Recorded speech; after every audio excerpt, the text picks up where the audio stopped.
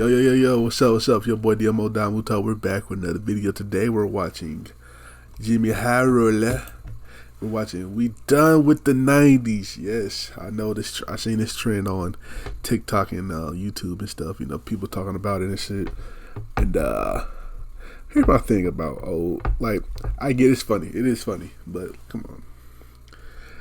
The Michael Jordan can't go left thing. I get it. I get it, but Michael Jordan can't go left, guys. Don't let them random clip from 1987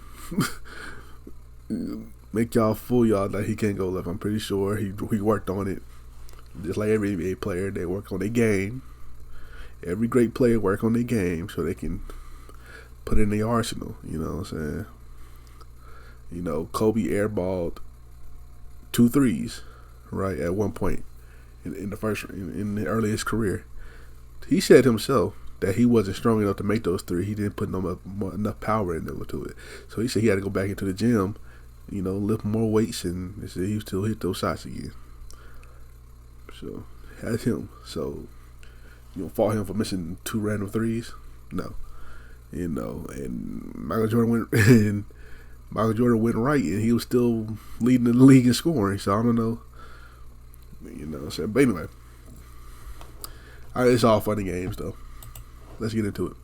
My brothers, we are in the midst of a civil war. The age-old debate of past versus present has reached critical mass, and sides have been taken. A revolution is taking place, and we're losing good men. We done with Old the school 90s versus new school. Back in the day versus modern day. A story as old as time itself. I tried to ignore this bloodbath, but just when I thought things couldn't get any worse, it all got so much worse. We done with the 90s. Film of NBA games from the 80s and 90s coming to light, showing that the good old days were in fact not that good. This whole time, the punishing defense of legend was actually just a bunch of plumbers camping out in the paint looking for someone to hack. Shots clanking off the backboard. Now, what I do, we need not to expose. We need to expose. Fuck all these star players that we exposed from back then. Let's expose these fucking weak ass role players that be talking shit on podcasts and shit. Like niggas like Charles Oakley and fucking niggas that wouldn't even be in the league today. Them niggas was ass. Fucking them weak ass enforcers. That's what they was in the 90s and 80s. Enforcers. Rick Mahorn and shit, like, come on. Players running around aimlessly, wreaking havoc. And worst of all, Michael Jeffrey Jordan, the supposed greatest basketball player of all time, didn't even have a left hand. What is going on? Have we been lied to about basketball in the 80s and 90s? Are we really done with that era of hoops? This is a crazy ass lowlights, misinformation, and cherry-picked clips? Well, definitely I think I've got an answer. And some of y'all ain't gonna like it.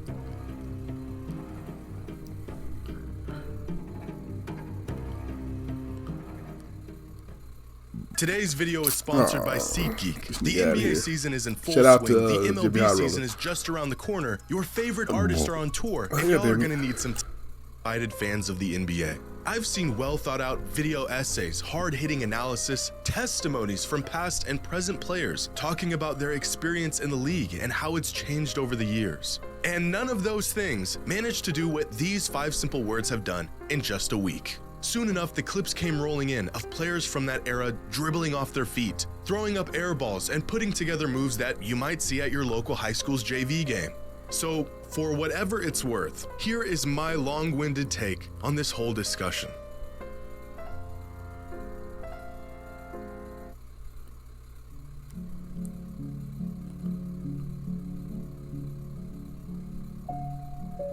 I want to begin by saying what this discourse has taught me more than anything else is that NBA fans today never actually took the time to go back and watch games of the past. Right. Brothers, I have been harping on this for years, begging for fans of the game, whether you are new or have been watching for years, to just go back and watch full games. Not highlights, not clips, full-length games of eras from the past. And after seeing this discussion devolve into where it is today, it is clear to me that most people never take the time. I'm seeing countless fans have this sort of awakening as they're watching films of these old games as if the footage was buried or lost and it's finally being unearthed for the world to see. Every era it's has been low right lights. Here on YouTube for the past 15 years. You mean to tell me the same fans who chime in with a full-blown thesis on the GOAT debate never spared the time to even watch the games they were referring to?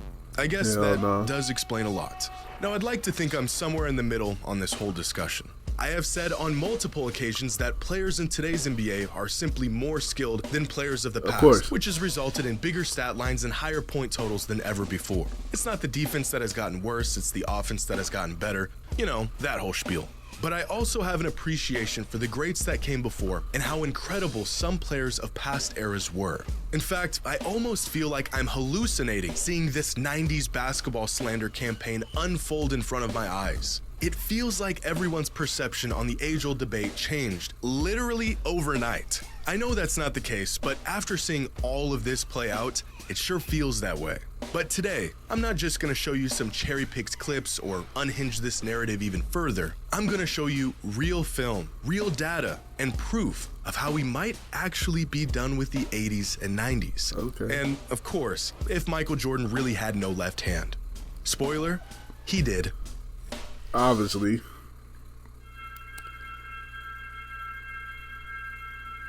It has evolved a lot. Now, I have been an advocate for the modern players are better than players of the past movement for quite some time now. In fact, as crazy as it is for younger fans to say Michael Jordan was... Niggas, cause most of y'all today ain't gonna appreciate... Look, I'm not even that, I'm 25.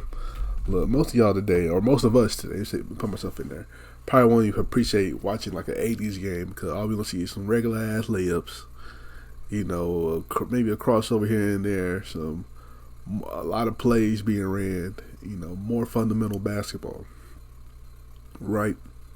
Which, you know, like pretty much everybody,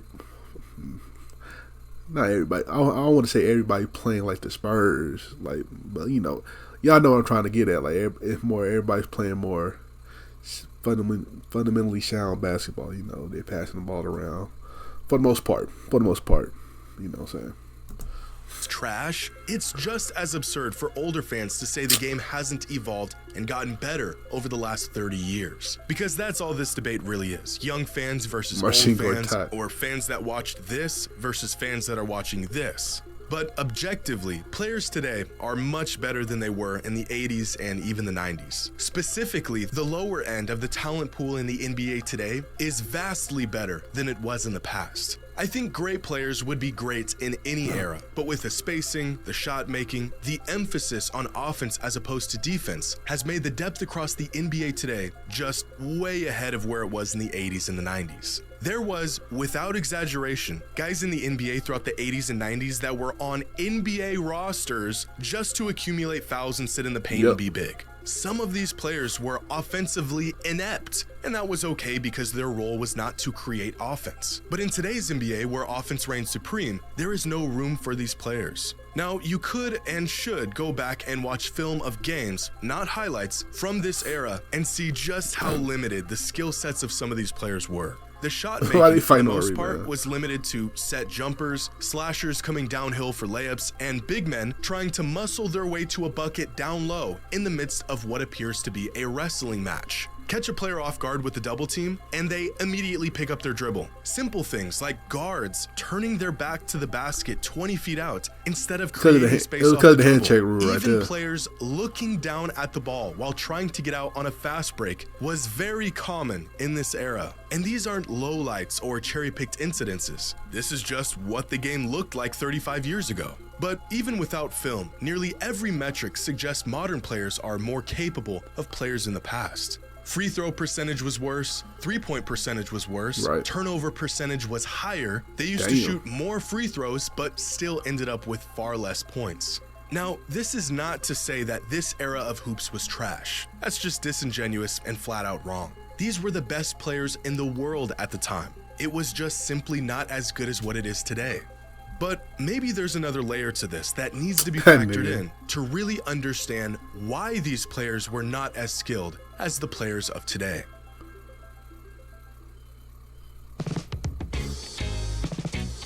Okay. You can't do that. Now, despite this being a very relevant topic for years, the idea of rule changes and how these changes have affected the game still remain a mystery to some. Players were a product of their era and the rules of their era. The first step to discovering greats of the past is to watch film of them play. The next step is to gather and understand the context of the film you are watching. When you see a 6'9" Magic Johnson go flying down the court with what looks like kind of a stiff dribble, you may think the man has no bag. But my friends, Magic Johnson did have a bag, but the rules in place at the time only allowed him to reach so far into it before he got called for every violation in the rulebook. Consider the fact that any move where your hand wasn't completely on top of the basketball was considered a carry. No 0 steps, no gather steps. You get 2 steps, and anything more was called a travel. No backward shuffles to create separation. No lunging into players to draw easy fouls. Here's a clip of Danny Ainge hitting Kevin McHale with a hezzy in the mid-80s. And the man thinks he just witnessed witchcraft. But when practice sessions were completed, some of the most competitive competition began. That shit looked disgusting. Danny Ainge, that shit looked disgusting. Here's some more clips of players getting called for travels and carries, doing moves that are very typical and allowed in 2024. 90% of the moves you see today, the very method most players generate their offense, would be called for some sort of violation 40 or 30 or even 20 years ago. Yeah, and this isn't just some cop-out or excuse as to why these players of the past weren't doing this stuff. The rule changes are real, documented pieces of NBA history. You can literally look them up. The game got looser, players grew up and shaped their game around these looser rules, and now they have free reign to let their basketball bag run wild. But that's kind of the point. Players of the past didn't grow up practicing 25-footers. They didn't work on a dozen moves to create separation. They played in offensive systems that focused on the team, the collective, schemes and sets that resembled something closer to college basketball, where ISO possessions were few and far in between, so they never developed an arsenal to counter these situations. The rules of the time limited their game, which resulted in them having a more limited skill set than players today. If Larry Bird grew up with a three-point line, he might have been the greatest long-range shooter ever, but he didn't. And as a result, he didn't shoot a lot of threes, and he wasn't as efficient as the best shooters today. We can sit here and assume these players of the past might be as capable as players today if they were playing under the same rules and conditions, but they didn't. And I don't think we should assume that. The fact is, they played in a different time, and they became a product of that time. But that's not to say the game was trash back then, or that the superstars of these eras couldn't compete in today's league.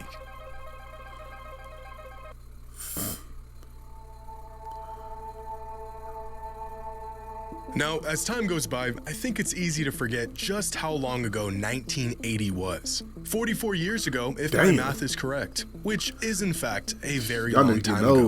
In 1985, Magic Johnson won an NBA title, Larry Bird won the league MVP, and Michael Jordan won Rookie of the Year. That was 39 years ago from today, which is the same exact amount of time that has passed from that 1985 season to the year the NBA was founded in 1946. Look at these clips. Do you think these players could compete with the likes of Bird, Magic, and Jordan? Let me answer that for you. No. But take the best players of the 80s and 90s, and could they compete in today's league? Absolutely. Give these guys some credit. Watching this today is the equivalent of watching this in the 80s. And yet this product is vastly closer to the basketball we see today than this product was to what fans were witnessing in the 80s. In fact, we can use different superstars as sort of a cross-generational measuring stick to see just how stiff the competition has been over the years. Larry and Magic played Michael, who played Kobe, who played LeBron, who has played the players of today. And nowhere down this timeline was there any real jump or fall off in production or level of competition from one era to the next. Each era had their stars. Those stars crossed paths with stars of other eras, and no one era was clear-cut ahead of the other. If the 80s were so bad, then why did players of the 90s have to wait for those guys to get old and retire to have a shot at winning? And if the 90s were so bad, then why did players of the 2000s not win until those guys retired? Damn, we don't need to assume that speaking adjacent facts. eras could compete with one another because we actually saw it.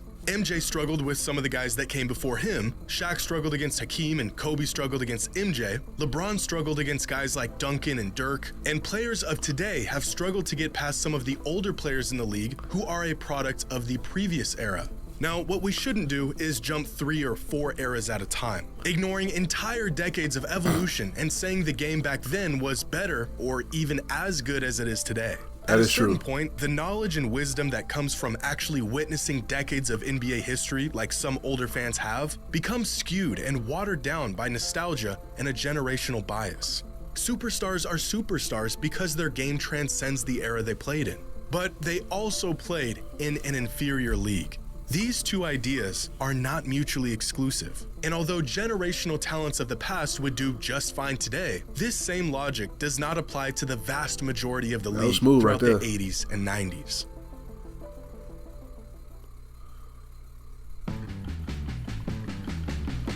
One to be big, not trash.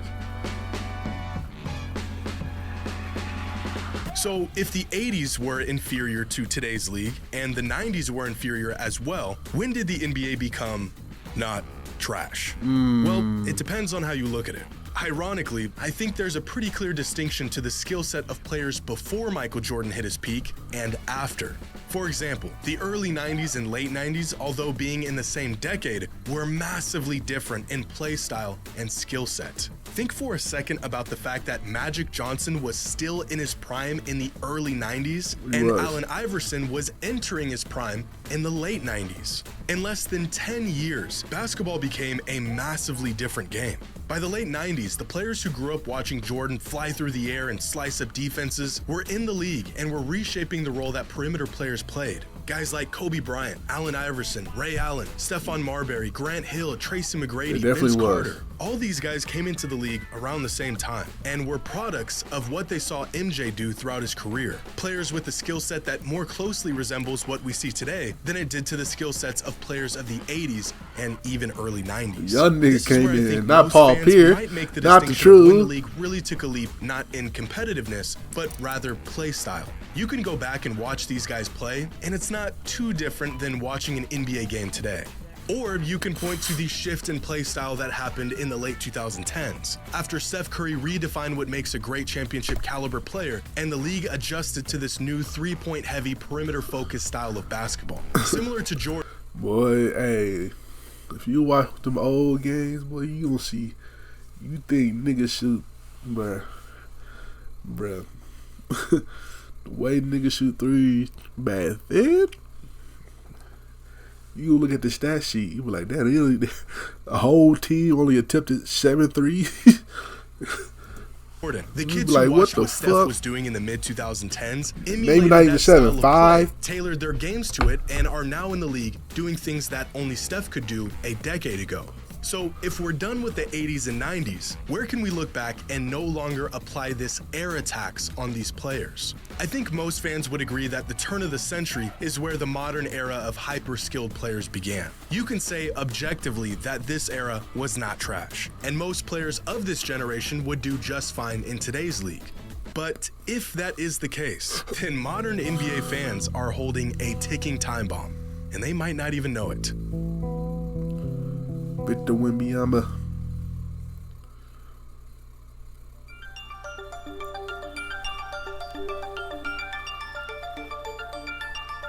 When we are older and a new generation of NBA fans claim our favorite players, the guys we grew up watching, are not as good as the players of the future, what will you have to say? Right now, there is no one in the world who can shoot like Steph Curry. But inevitably, there will be. And eventually, there will be many players who can shoot like him. His records will fall, his percentages won't look as good through the lens of 2040, and although his legacy will be cemented, his actual game will be put into question. And based on the arguments I'm hearing today on why past players were trash, we will have nothing to say that will change their minds. We know that Curry was the first to do what he's doing. He is a pioneer of the modern NBA. Definitely we is. have context to back up our definitely claims. is. But if we aren't willing to hear older fans out today, what makes us think younger fans will hear us out in the future? Mark my words. There will be a day when young fans will go back, watch film of LeBron, and say he couldn't compete with players of the future. In fact, it's already happening. Fans saying he has no bag. Younger players putting up bigger numbers than he ever did. Skill sets a bit deeper with games that look more polished. It's all fun and games now to crack jokes about past eras. But our day will come too, and it ain't gonna be pretty. But Giannis could only run and dunk. Your era was trash. Y'all had a dude who couldn't get 2 feet off the ground running the whole hooping. league. You could scramble he was hooping and show the numbers. Boy, let a nigga talk about Westbrook. Niggas already talk bad about Westbrook, but let my future son talk bad about Westbrook. Boy, it's over for a nigga. I'm kicking that nigga out. But Dad, I'm 13. Get out. That's Mr. Triple Double right there. But their minds will already be made up. That's this the Brody. Is why I think it is so important. Look up to the 2017 have highlights, thought-out nigga. Discourse about the game Before if you you're truly a talking fan of it. But to all of the older fans out there, you kind of started this whole thing. For years, we heard y'all badmouth modern players, saying the league is soft, players today couldn't compete back then. Back in my day, real men played the game. Y'all cannot be mad that some fans are done with the 80s and 90s when y'all never even gave modern basketball a chance. Sure, a lot of fans never took the time to go back and watch the greats of the past, but let's be honest for a second. Niggas Older watch highlights games today. They catch a stray clip on Facebook of LeBron flopping, and like an echo chamber of disgruntled old men, they just start firing away in the comments, agreeing with one another. Y'all asked for this. I've been watching the NBA since the mid-2000s. Oh, Kobe, talk about highlights. D-Wade, Niggas just watch highlights Iverson, today. Shaq, Nash, those were my guys. But I can acknowledge those greats and say they were incredible, while also acknowledging that that version of the NBA as a whole was not as refined or as good as it is today. Now, will I be able to make that distinction in 20 years when some snot-nosed brat tells me my glorious king was trash? I'm not so sure. Nah, saying LeBron trash is crazy. Bro, he played 45 years. Of course, he'll get number one in scoring. Now, it's time to once and for all take a real close look at this accusation that Michael Jordan did not have a left hand. I felt like I was having a bad dream when I first saw this claim. But unfortunately, he worked on it though. I feel like no one actually believes this. This is just some high-level trolling. But in an effort to stop this nonsense from spreading any further, I have no choice but to take these accusations seriously. So I selected 8 random games ranging from Michael Jordan's rookie season all the way up to the mid-90s, and play by play gathered all of his possessions throughout these games, charted when he went to his right, when he went to his left, and what those possessions resulted in. And here is what I found. Jordan made a move with his left hand or his right hand 227 times. Okay. Of those 227 moves, 121 of them were with his right hand and 106 of them were with his left hand. Of the 121 right-handed moves, he passed up or got fouled on 54 of them, so I didn't bother charting those. 65 of these moves resulted in a shot, in which he made 63% of them and only turned the ball over 2 times. Now, moves that he made with his left hand resulted in a pass or him getting fouled 45 times, while 55 of these left-handed moves ended up in a shot, in which he made 51%, and 6 moves resulted in a turnover. So based on this data, Jordan was definitely more comfortable going right, especially near the rim and even on mid-range jumpers. He struggled a bit in comparison to his right whenever he pulled up off of a left-handed dribble. But overall, Jordan went to his left 47% of the time, and although it was his weaker hand, he was still above league average even while going to his left. But 8 games and 350 minutes of basketball is a relatively small sample size. Definitely small. So I looked into it further and found this. A detailed breakdown of Michael Jordan's shot chart and shot tendencies in 3 seasons from 1990 to 1992. 126 games and over 4,800 minutes in total, tracking exactly what Michael did on the court for 3 seasons. And here's what the data shows. In total, Michael made 1,074 moves in isolation, going either to his right or to his left hand. 48% of those moves were with his right hand, and 52% of those moves were with his left hand. When going to the right, Michael shot 61.7% on 410 shots with Respectful. 15 turnovers, resulting in 1.38 points per possession. When going to his left, Michael shot 61.3% on 421 shots with 36 turnovers, resulting in 1.31 points per possession. So even with a much larger sample size, Michael not only had a left hand, he went to it just as often as he went to his right and was nearly as stop proficient capping on with Mike, his bro. left Stop as he capping was on with Mike. his He had that right. lefty. Now, for some context, throughout this 3-year span, Michael made on average 4.4 left-handed isolation moves, or in this case, isolation possessions, that resulted in 1.31 points per possession. Now, here are some prolific scorers from this season and their overall tendencies and efficiency in isolation. Keep in mind, this data includes both right-handed and left-handed moves from these players. And now here is Michael Jordan with just his left hand. So, he can go left. I'd say contrary to what has now become popular belief, Michael Jordan had a left hand. And I cannot believe we had to dig into the data to come to this conclusion. It's funny. Oh, he's still going. I thought the video was all okay. There we go. I think the overall idea that the 80s and 90s were a far less skilled time in the NBA compared to today is probably fair. I mean, you'd be crazy to think the game hasn't evolved in 4 decades. But to say the league was trash back then is just wrong. I think more than anything, it's the style of play and the way basketball games would unfold back then that really throws some fans off when they go to watch film of these old games. It's like looking at a box score from the mid-2000s and thinking everyone sucked because the games finished with final scores in the 80s. But the players weren't bad, it was just a different game back then. It was slower, more methodical, more team and scheme-based than it is today. And similarly, I think you could say the 80s and 90s had its fair share of bad basketball. But that doesn't mean all the players were bad, especially the superstars of those eras. That was just the state of the game they were playing in. I think some older fans have a skewed perception of how good the game was back then, but I also think they just genuinely liked that style of ball regardless of the evolution of the league. In 20 years, there could be a dozen players around the league that shoot like Steph Curry, but I doubt we will hold the same appreciation and affinity for those players as we did to the guy who pioneered this style of play and did it during the good old days. And Steph Curry likes in the 90s, so they help him out. no one looked back at how the league was in the 60s claiming it was better. And so realistically, we shouldn't be looking back at the 80s and 90s claiming the league was superior than it is today, or even just as good for that matter. A lot of these ideas that favor modern basketball are becoming more mainstream as fans dive deeper into these topics and add context to narratives that have been floating around for decades. But I think this push to be done with the 80s and 90s is a bit overkill. We want to add context and nuance and knowledge to these discussions, not remove entire decades from it altogether.